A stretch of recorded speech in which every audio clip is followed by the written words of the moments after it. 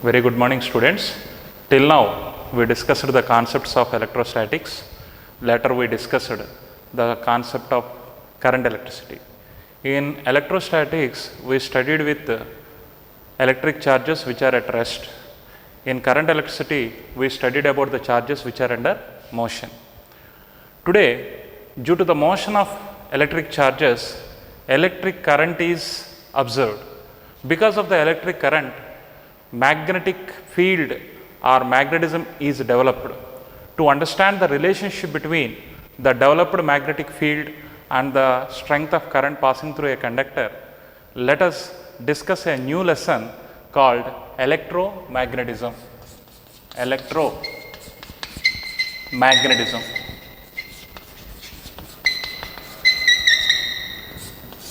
Till 1820, people thought that electricity and magnetism are two different concepts. Electricity and magnetism. They are two different concepts. They observed those two phenomena in two different contexts. But after 1820, they are interrelated to one another. This was the first observation given by a scientist called Oersted.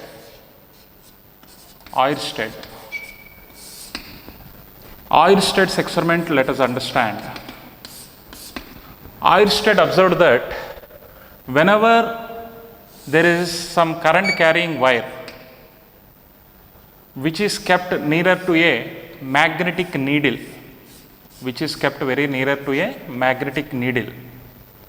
due to the passage of current, some deflection in the needle is observed.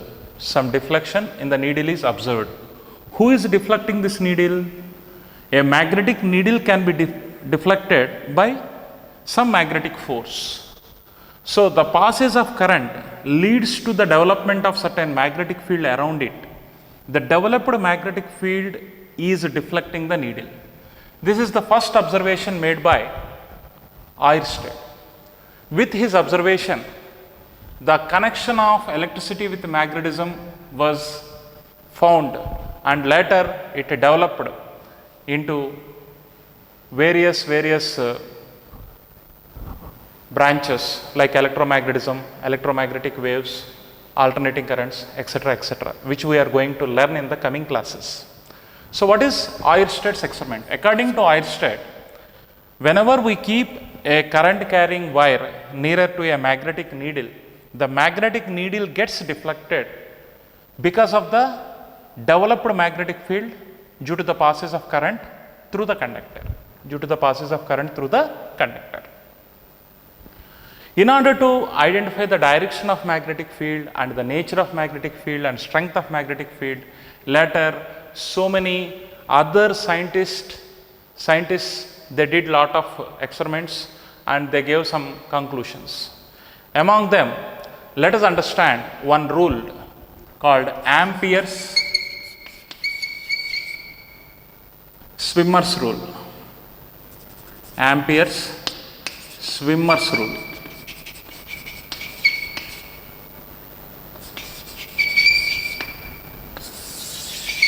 Ampere is another scientist who worked in this area, and he proposed a rule called swimmer's rule. According to Ampere, whenever there is a current carrying conductor, if current is flowing in this direction, a person, if he is swimming parallel to the direction of current, it is his left hand, it is his right hand. The needle which is kept like this is the magnetic needle having north pole and south pole, which is kept nearer to the current carrying wire, will show a deflection such that the north pole is deflecting towards his left hand and south pole is deflecting towards his right hand.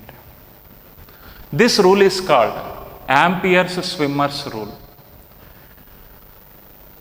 Ampere's swimmer's rule says that whenever there is a current carrying wire carrying certain current, If a person is swimming in the direction of current parallel to the conductor, then the needle will get deflected because of the magnetic field generated due to the passage of current in such a way that the north pole of the needle is deflected towards his left hand and the south pole of the needle is deflected towards his right hand.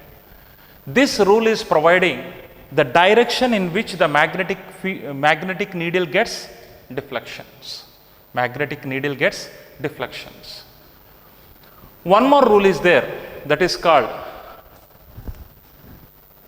Ampere's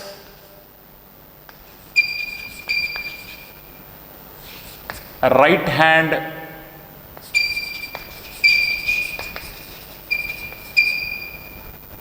thumb rule. Ampere's right hand thumb rule.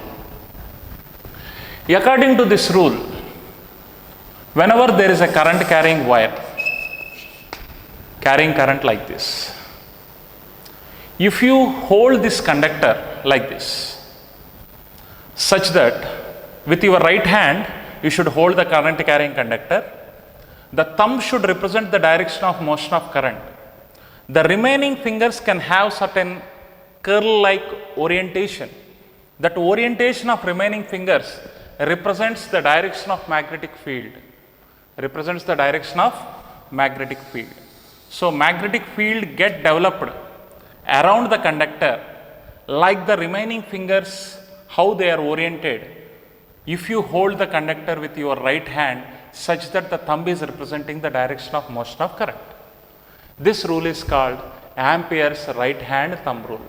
Once again I am telling you, whenever we hold a current carrying conductor with our right hand such that the thumb is representing the direction of motion of current, the direction of orientation of remaining fingers represent the direction of magnetic field or represent the orientation of the magnetic field lines.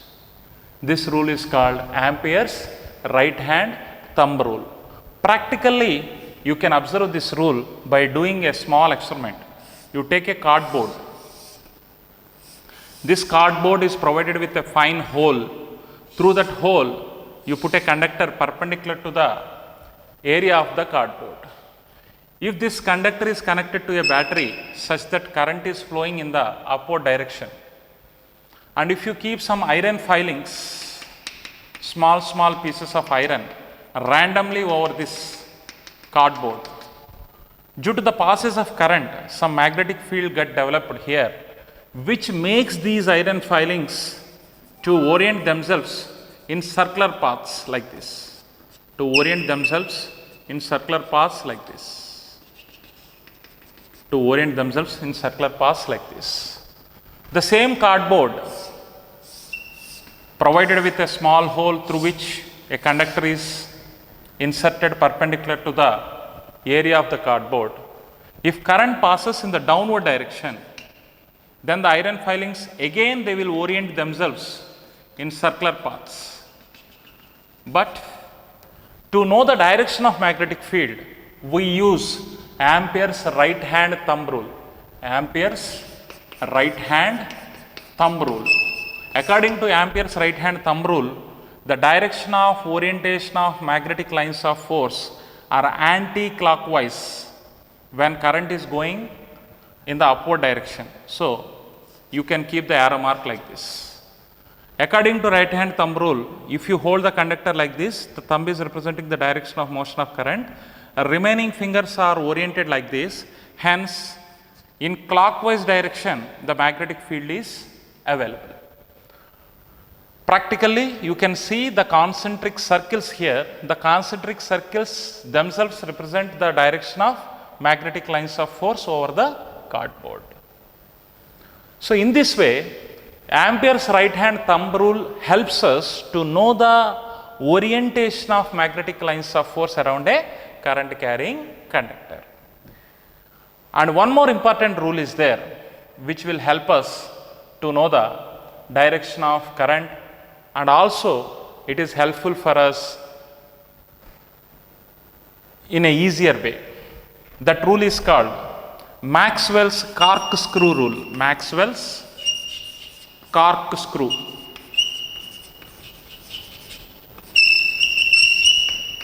According to Maxwell's corkscrew rule, if you consider a screw, this is the screw head.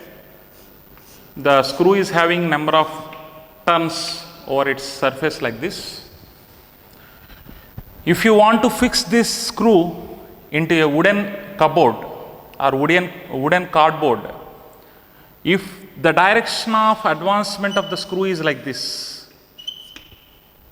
in order to advance the screw in this direction, we should rotate the screw in anti-clockwise direction.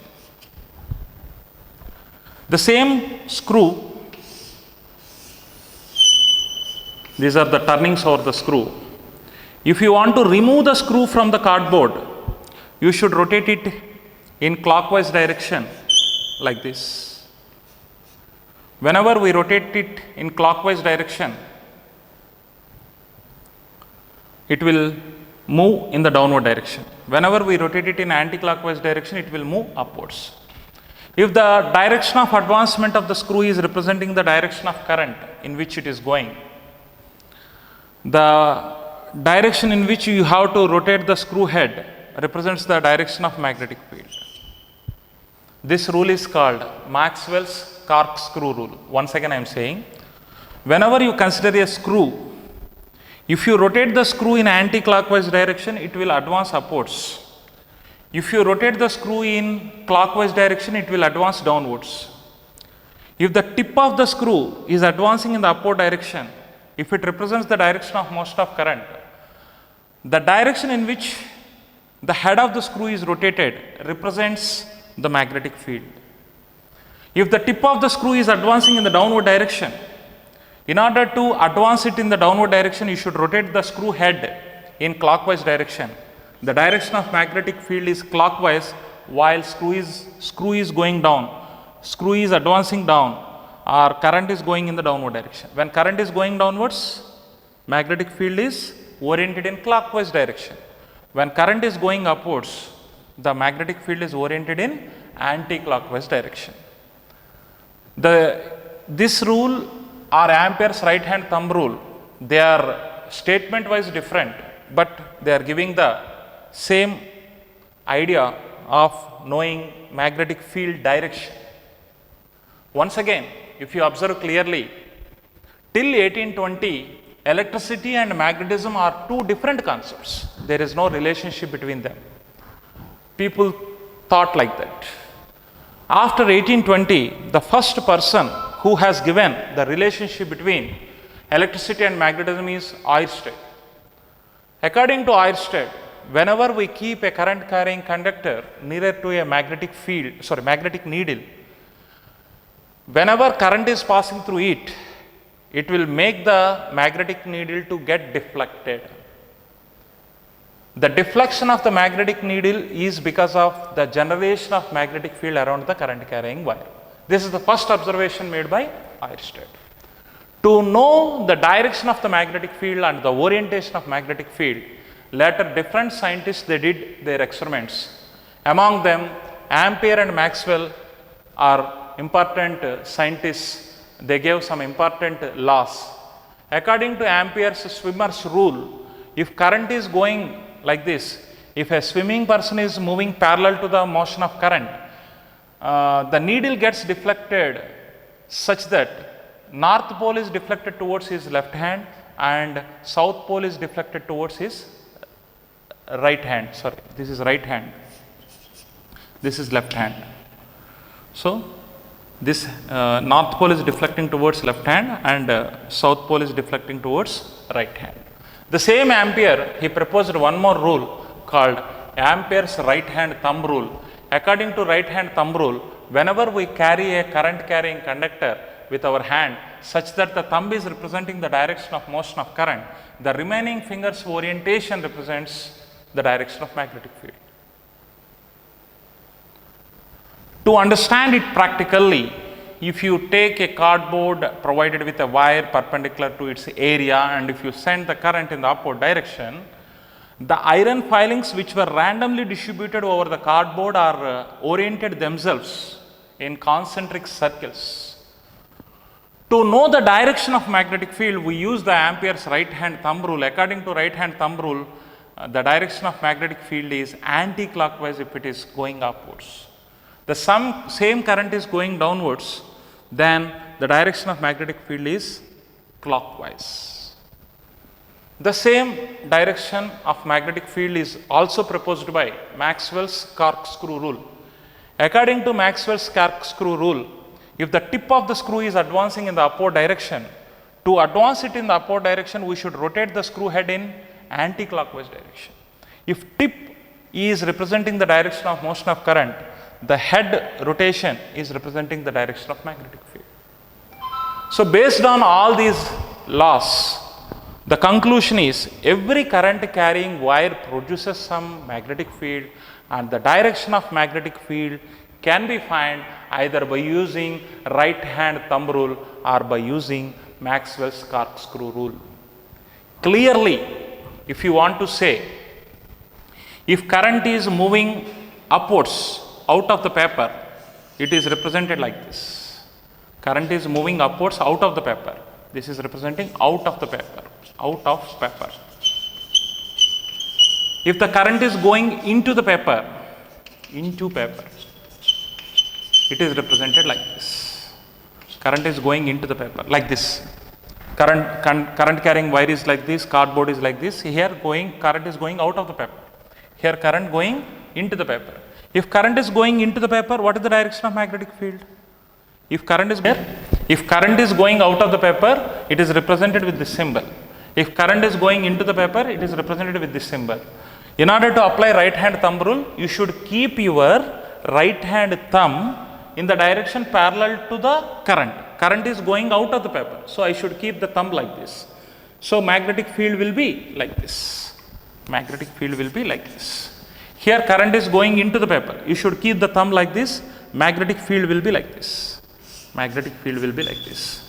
I hope you understood the direction of magnetic field around a current carrying conductor.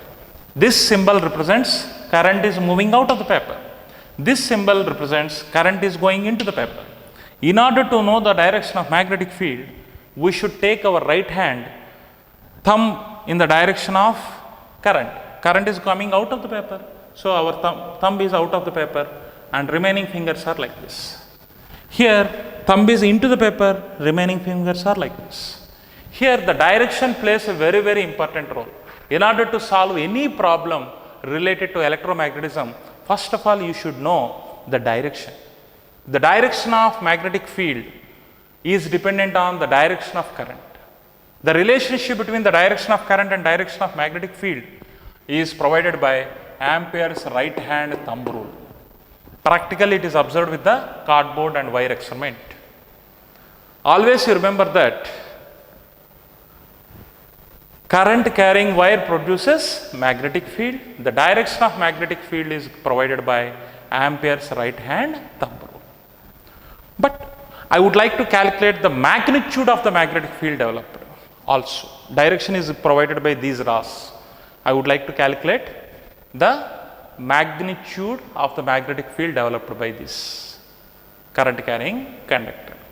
For that purpose, I need to learn some another law. Okay, that law is called Biot-Savart law.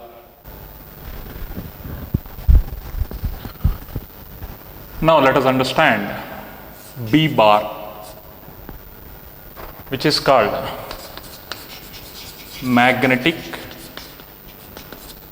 induction field strength. Magnetic induction field strength, or simply you can call it as magnetic field strength. Like electric field strength, we have a vector called magnetic field strength here in this chapter.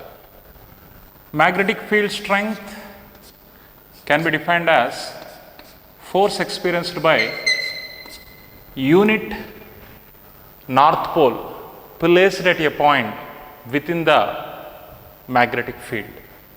Force experienced by unit north pole placed at a point within the magnetic field. Like electric field strength, we defined electric field strength, which is defined as force experienced by unit north pole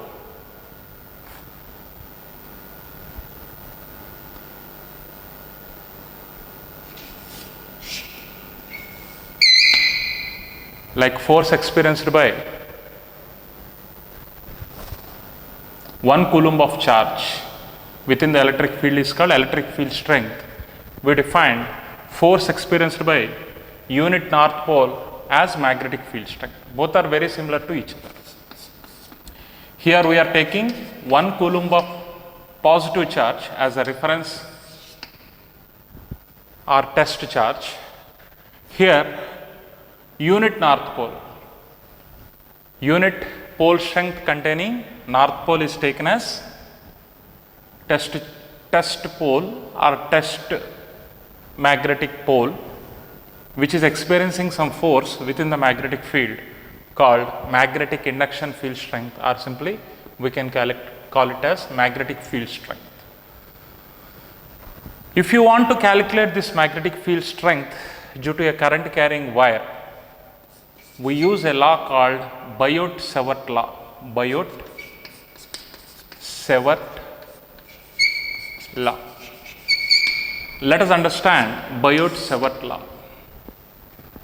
Whenever there is a current carrying wire carrying current like this, because of the current carrying wire, some magnetic field get developed at a point in the vicinity of the conductor.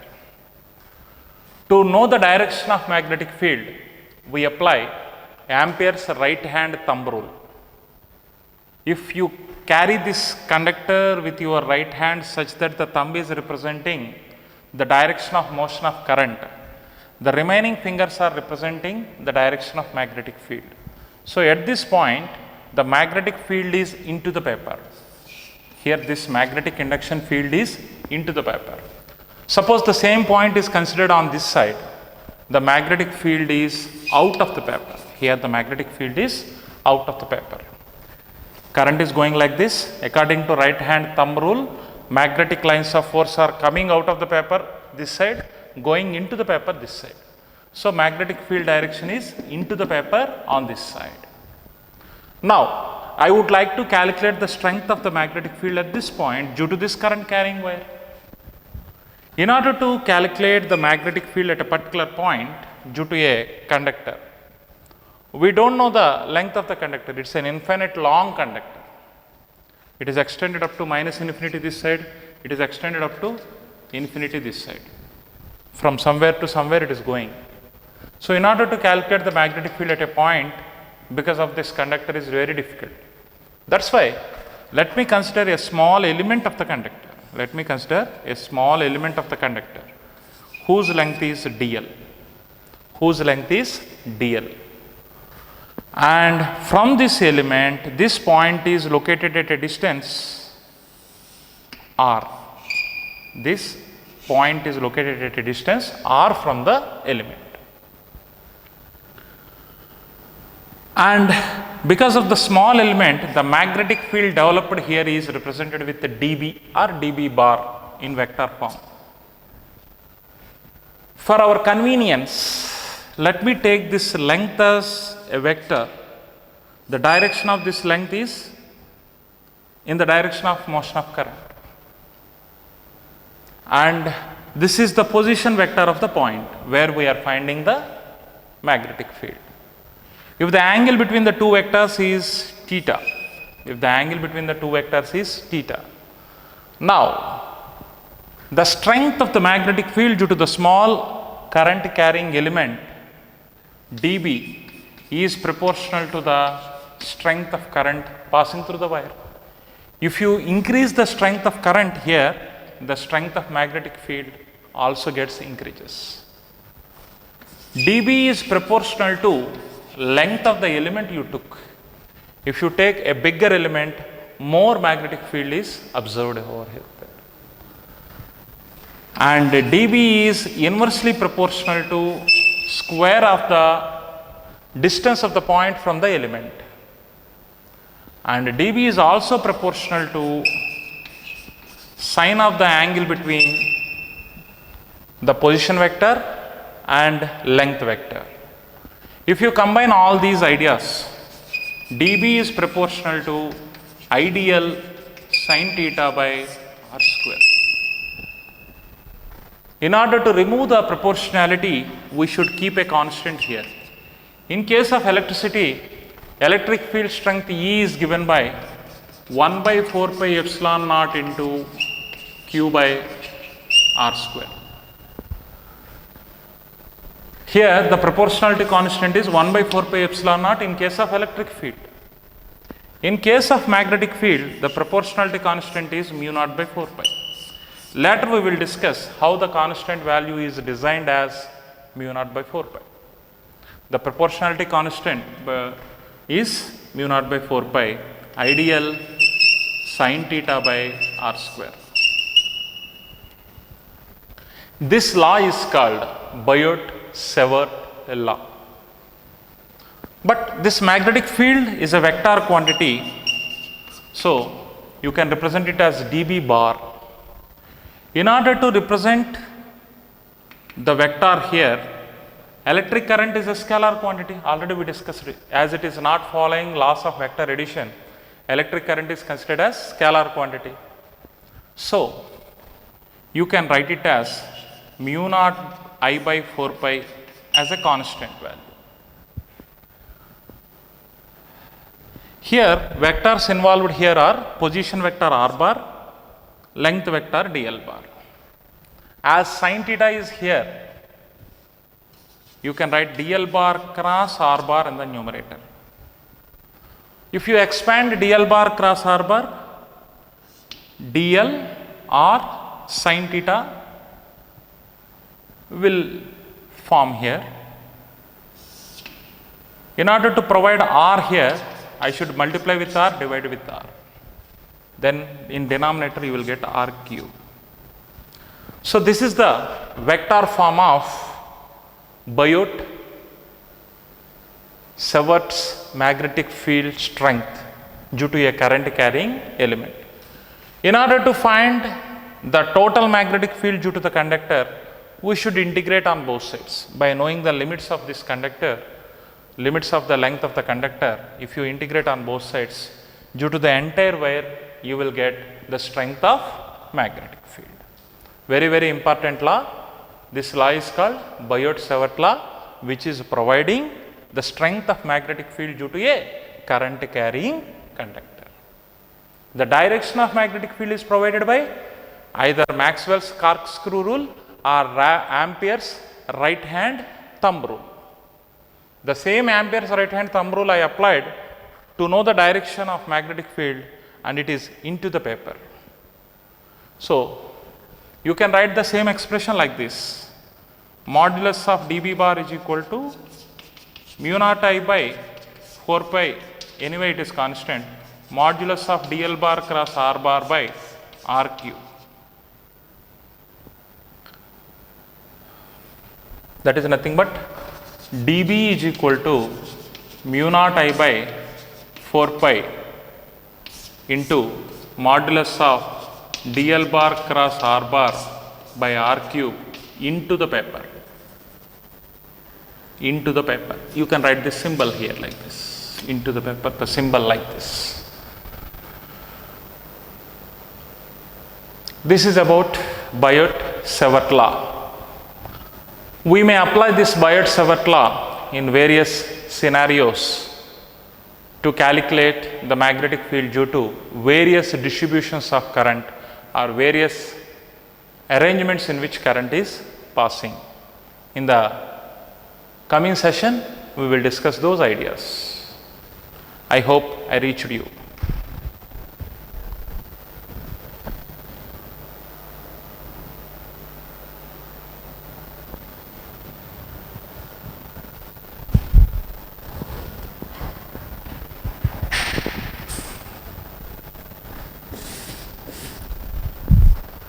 If you represent here dB, dB is equal to modulus of dB bar is dB, that is equal to mu naught I by 4 pi into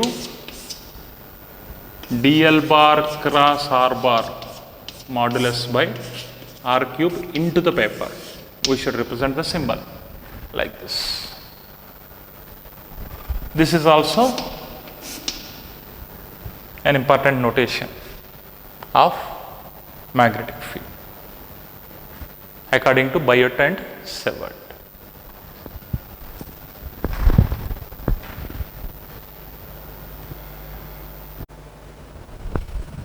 Let us see some applications of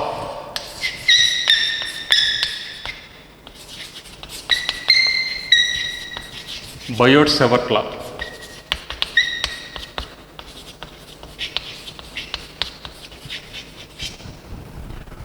Some applications of Biot-Savart law. Already we know that Biot-Savart law gives the strength of the magnetic field due to a current carrying element, which is given by mu naught I by 4 pi dl bar cross r bar by r cube. It is in the vector form. In scalar form, dB is equal to mu naught by 4 pi into ideal sin theta by r square. It is in vector form. It is into the paper or out of the paper. Direction also we should mention. It is in scalar form. Now we have to see some applications related to the Biot-Savart law. Application number 1. Magnetic field due to B due to current carrying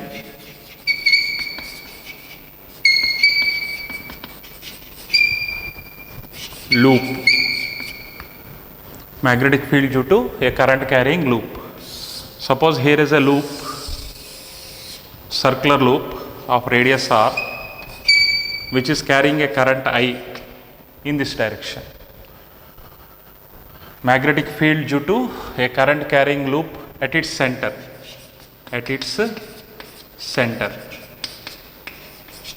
Okay. So at this center point I need to find the magnetic field. What is the direction of magnetic field? According to right hand thumb rule, magnetic field will be out of the paper. Magnetic field B will be out of the paper. As the current is going like this, as per right hand thumb rule or Fleming right hand rule, magnetic field is out of the paper at the center of the circular loop. In order to find the magnetic field at this point, we need to consider a small element of length dl. Later we should establish some radius vector here. Thus radius vector r bar is like this, dl bar is like this. The angle between them is theta, which is 90 degrees here. Now the magnetic field at its center, if you want, integral dB I should take. That is nothing but, because of the all elements we need to add magnetic field value. So integral mu naught by 4 pi into ideal sin theta by r square. Here mu naught by 4 pi is constant, integral dB becomes B. I, strength of the current, is constant, by r square, radius of the loop is constant, integral dl sin theta value is 90, sin 90 is 1. So B is equal to mu naught I by 4 pi r square into integral dl. If you join all the elements having dl length, you will get the circumference of the loop. So integral dl will become mu naught I by 4 pi r square into 2 pi r. Pi gets cancelled, it will go for 2 times, r and square gets cancelled. So mu naught I by 2r. So magnetic field at the center of the current carrying loop is given by mu naught I by 2r out of the paper. Mu naught I by 2r out of the paper if current is going in anti-clockwise direction. If the same current is going in clockwise direction, then at the center of the loop, magnetic field will be into the paper as per right hand thumb rule, Fleming's right hand thumb rule. The strength will be again B is equal to mu naught I by 2r. This is one of the application based on Biot-Savart law. We applied Biot-Savart law to find the magnetic field at the center of the current carrying circular loop of radius r, mu naught I by 2r, either into the paper or out of the paper depending on the direction of motion of the current. Similarly, let us see next application. Second application based on Biot-Savart law, application number 2.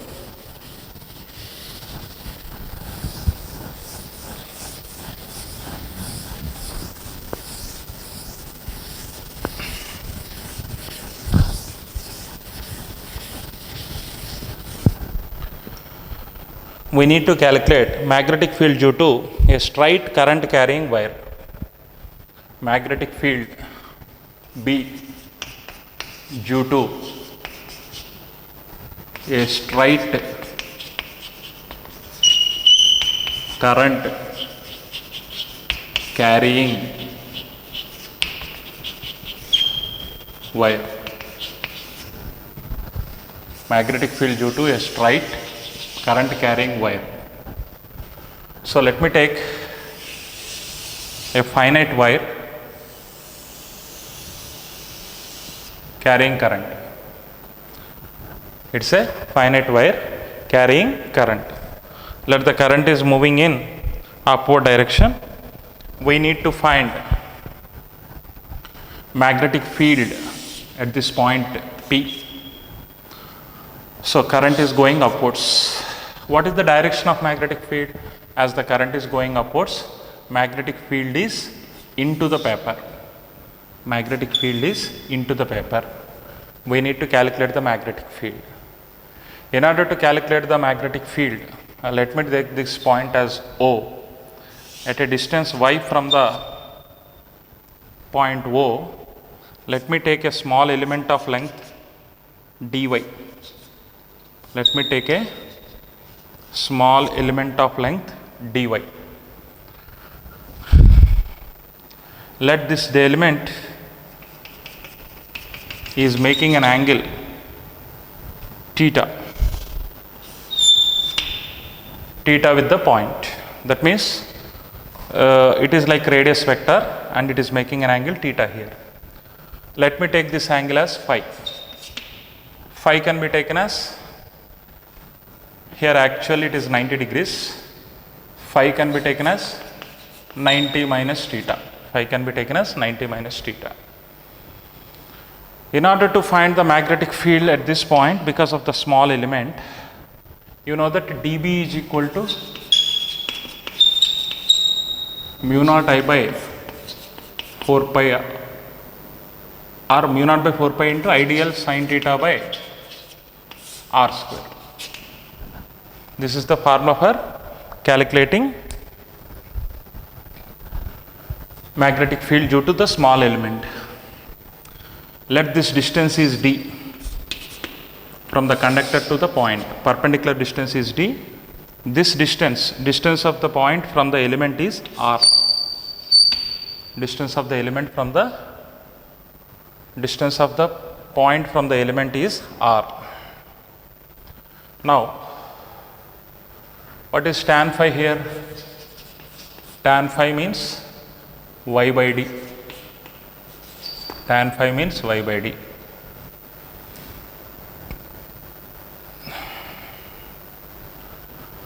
Whenever required or wherever required, we will use it. Because of the small element, you will get a small field dB. For entire wire, I need to do integration.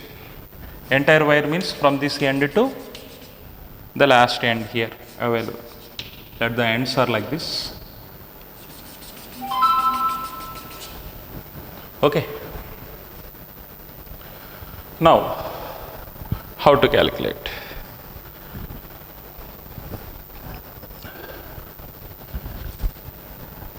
So,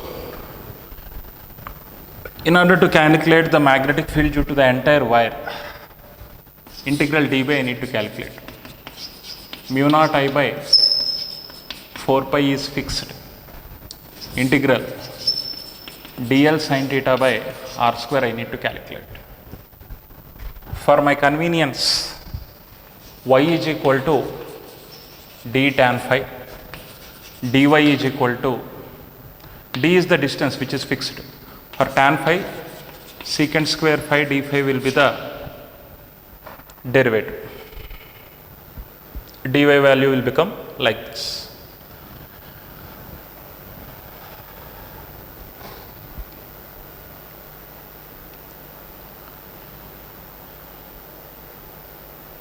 This element might be taken either from this at this end, or you may take it at this end. So then this phi will take, suppose this angle is alpha, this angle is beta. If the element is available here, the angle made by the element with the point is alpha. The same element is available here means this element will make an angle beta with the point. So for taking limits, I defined these two angles. In order to simplify this, what is sin theta exactly here? Sin theta means opposite side by hypotenuse. Sin theta is d by r. Sin theta means d by r.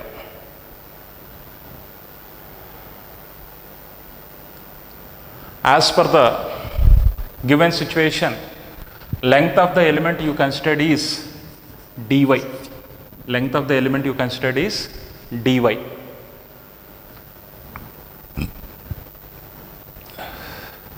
R can be taken as d by sin theta. R can be taken as d by sin theta. Okay. Now,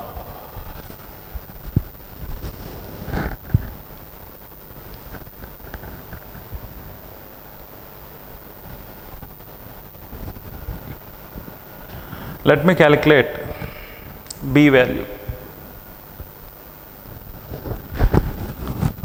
Integral dB is B, mu naught I by 4 pi. In the place of dy, I should write d secant square phi d phi sin theta by. In the place of r, I can write d by sin theta, d by sin theta whole square. Now it becomes B is equal to mu naught I by 4 pi d secant square phi d phi sin cube theta. This sin square theta will go to the numerator by d square.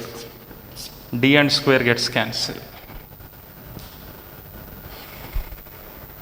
As d is a fixed distance, you can keep it out.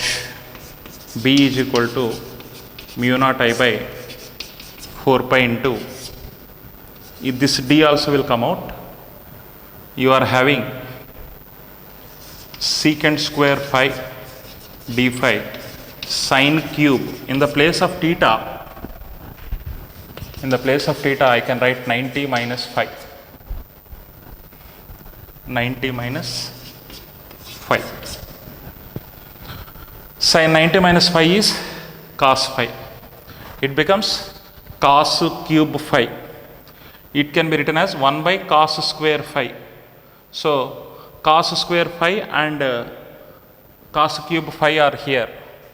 So let me write here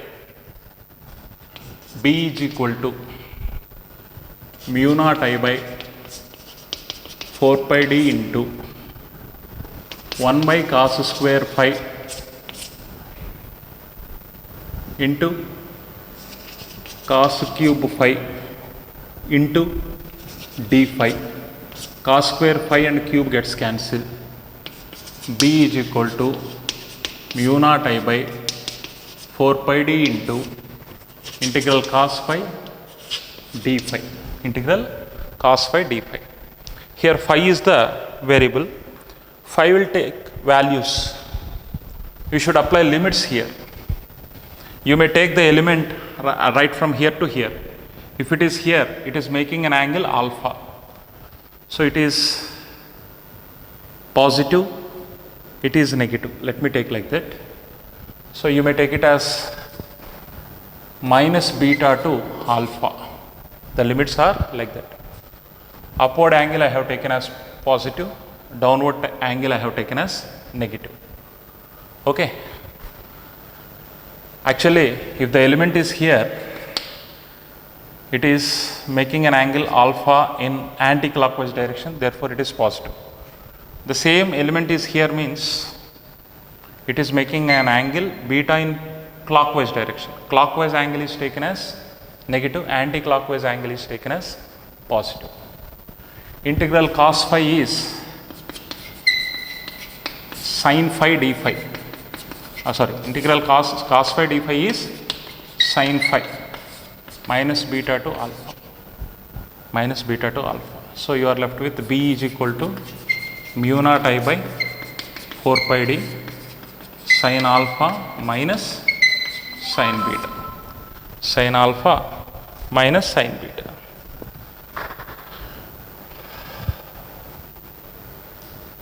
Minus sin minus beta. So it becomes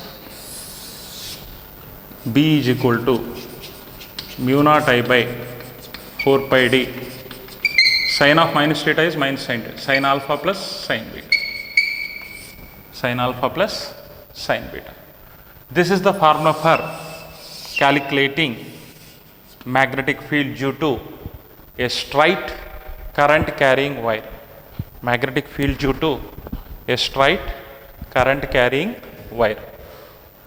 This is the formula for finding magnetic field due to a straight current carrying wire. Once again you go through the entire derivation. What I did, I need to apply Biot-Savart law to find the magnetic field due to a straight current carrying wire. So this is a straight current carrying wire. Current is going straight upwards. Current is going straight upwards, and we need to find magnetic field at a point P, which is located at a distance d from the conductor. In order to find magnetic field at this point, I should take a small element which is at a distance y from this point O, having length dy. This element is making an angle phi at this point. This element might be considered either at this end or at this end. If it is considered at this end, angle should be alpha in anti-clockwise direction. If the same element is taken here, it is making an angle beta in clockwise direction. Clockwise angle is taken as minus, anti-clockwise angle is taken as plus. That's why I took limits like this. According to Biot-Savart law, dB is equal to mu naught ideal sin theta by 4 pi into r square. Mu naught by 4 pi I kept outside. The length of the element I considered is dy here. I took dy like this. As you know, tan phi is y by d. Y can be written as d tan phi. Dy can be written as d secant square phi d phi. I substituted those values here. In the place of r, I should take d by sin theta, and on simplification, I got like this. Finally, magnetic field due to a straight current carrying conductor is given by this formula, and the direction is into the paper. And the direction is into the paper. The direction also you should mention here, then it is a vector quantity. B bar is given by mu naught I by 4 pi d into sin alpha plus sin beta into the paper. I hope everybody understood this derivation. Let us see some more applications related to this straight wire in the next class.